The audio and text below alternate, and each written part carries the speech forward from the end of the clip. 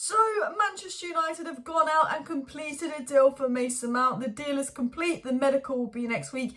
And yes, he's reportedly earning £250,000 a week. Which United do you not learn? We shouldn't have gone anywhere over 200 grand a week. Because if he does flop, and I don't think he will flop, we're going to struggle to sell him on. Now, I think Mount will be a good signing. But we have to sign another midfielder on top of Mount. And that midfielder's got to help us defensively on the ball and potentially give cover to Casemiro, because Mount, Bruno, Casemiro, that away from home against the top 6, top 7 teams, that's going to struggle. But United are working on other signings as well. They might have done a deal for Mason Mount, but they're going right in and doing a deal for Andre Onana. And the takeover seems to be moving. I mean, is the takeover ever moving? Because whenever it seems to be moving, nothing happens. But reports have come out that Sir Jim is going to pull out of the race. Sir Jim is not confident. Sir Jim's bid is basically dead, and that Qatar are in the lead. So I'm going to start by giving you the latest on the takeover. Then I'm going to talk about Mason Mount. Then I'm going to talk about Onana. But reports are coming out that United are eager to put in a bid for Onana, like as soon as tomorrow, very quickly. And then they're going to focus on the striker situation and hopefully another midfielder. And we're going to talk about United's plans after we talk about the takeover. So please do smash that like button. And what was said on the takeover. So obviously Bloomberg came out with a report that they said those at Qatar feel that they've won, etc, etc, etc. Now, United View, their YouTube channel, invited the writers on of Bloomberg, and this is what they had to say on the takeover, just on the United View today.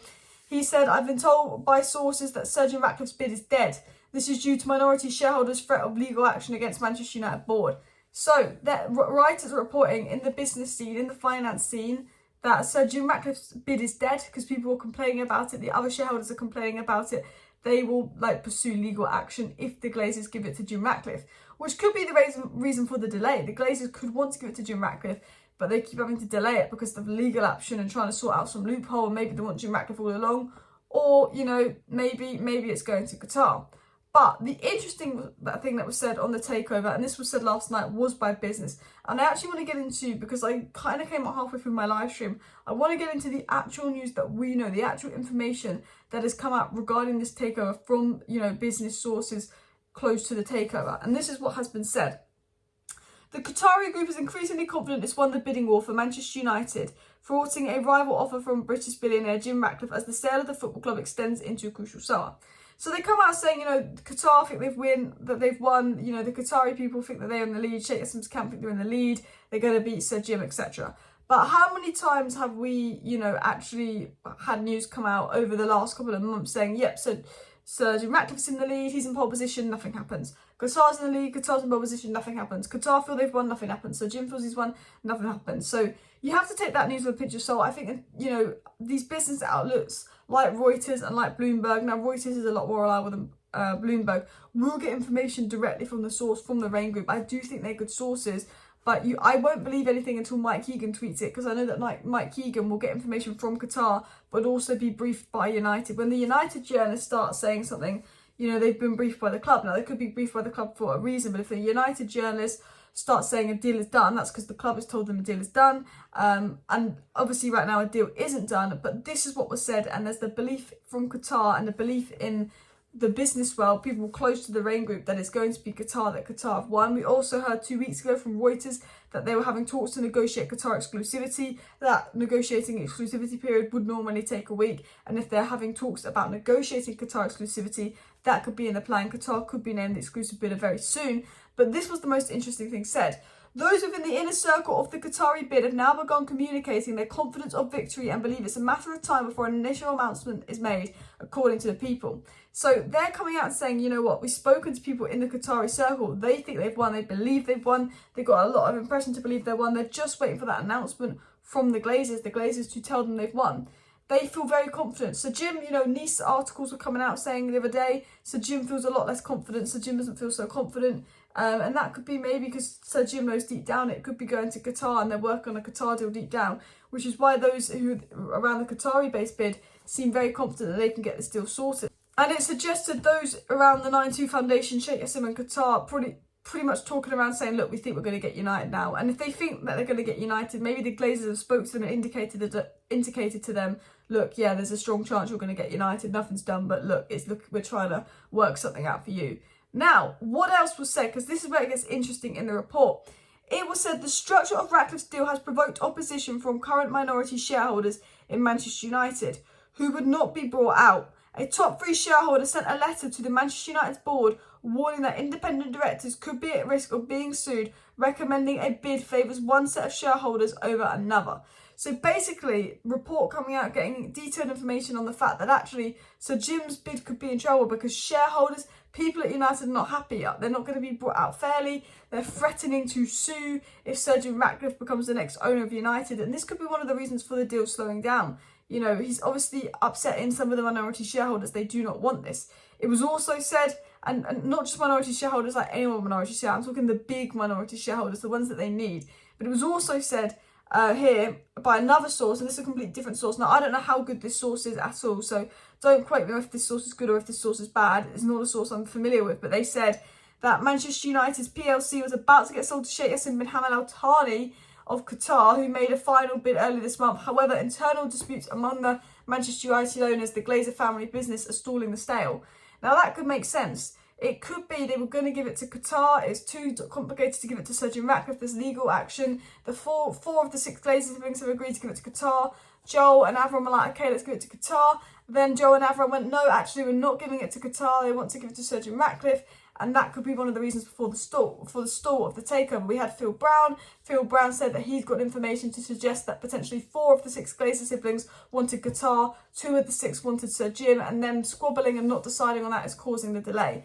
My thought process is it could be difficult to go to Sir Jim because the shareholders will complain, the fans will be angry, there will be protests, whereas a lot of people want Qatar, a lot more people want Qatar than people that want Sir Jim Ratcliffe.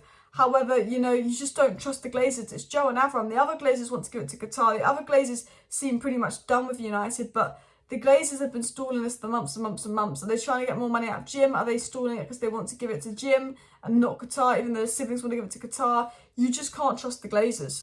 However, what I find interesting about that story is they say that Man United was about to get sold to Qatar a couple of weeks ago. Like, apparently Man United was supposed to get sold to Qatar beginning of June, but the talks between the Glazer family disagreeing on if it should be Qatar or Ineos is stalling up the sale. Now, we know the 4 Glazer siblings want Qatar. Joe and Avram tempted by Ineos as they have a little bit of power and position to stay. Stop squabbling, Joe and Avram. 4 versus 2. Just sell us to Qatar. Easy. Because you're going to have to spend a lot of money this summer. Because yes, you've got Mason Mount for 60 million and we've overpaid for that. But United need to go out there and sign Onana. So what is the news on United and transfers? Ty Marshall of the Manchester Evening News said Justin, Man United will turn their attentions to signing a goalkeeper and a striker. And over the last 3 or 4 days, Andre Onana to Manchester United has been hot. Very reliable sources confirming United's interest, confirming United had talks, confirming United want Andre Onana and what his price would be, and saying, look, United will pay this price. Republica actually came out and said that Onana had privately agreed to join United, but I'm not going to cover that until anything more reliable comes out on that as well. But the feeling is now De Gea's going to go. De Gea's cryptic tweet, the fact they won't let Heaton go, the fact that Henderson is being sold. The feeling is David De Gea is gone and they're going to go and get Onana to replace him. We have been heavily linked to Diogo Costa, but that had been by the same Portuguese sources. We've been heavily linked to Onana by Italian sources, but we've got British sources and a wide range of sources like Romano, like Whitwell, confirming United's interest in Onana. 50 million euros, very good deal to be done there. What was said on Onana to United? It was said, having agreed the Mason Mount deal, Man United are ramping up their pursuit of Inter goalkeeper Andre Onana, who wants to move to Old Trafford. So the most interesting thing it starts with is saying, and confirming Andre Onana wants to come to Old Trafford. I always thought he wanted to come to United, probably linked back up with Ten Hag, and United need a keeper. So Andre Onana, United, seems that he wants to come, seems it will happen. It was also said, Manchester United's offer for Andre Onana is expected. Let's see if it arrives tomorrow. So not only are we being told Andre Onana wants to go for United, not only is Romano and Ornstein and all the reliable journalists confirming, yep, United went in some talks for Andre Onana. More information is coming out basically saying, you know, we're going to see if United put in a bid tomorrow. It said that United were going to put in a bid this week, try and get the deal done quick. I mean, I don't think that will happen because I don't believe United to put in a bid for Mount and get that sorted one night, then put in a bid for Onana and get that sorted the other night. That sounds too good to be true for United, but definitely something to keep an eye on there. It was also said United preparing a bid not only for Onana but Gonzalo Ramos, but that was said by Ekram Konar, so I definitely take that one with a pinch of salt. But at the moment, it's looking like Mason Mount is done, Onana is going to be done, Højlund or a striker very soon, and then hopefully someone else, and hopefully that someone else ends up being a central midfielder, defensive-minded midfielder. What else was said?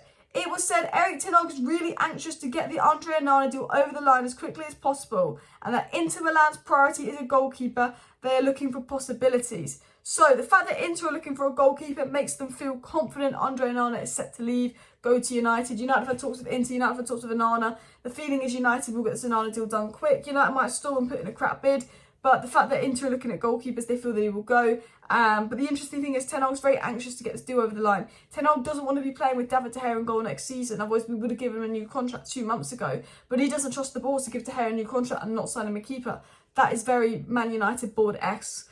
But the news coming out today essentially is United have signed Mount. Here we go, done deal. Fabrizio Romano has confirmed that. And now they seem to be looking at going for a deal for Andre Onana and potentially a striker. Still think we need another midfielder. I still wish we'd gone for the likes of Barella or Mount or De Jong. I don't think we would have got De Jong over someone like Mason Mount. But I've said with the Mason Mount transfer, are we overpaying him? Yes.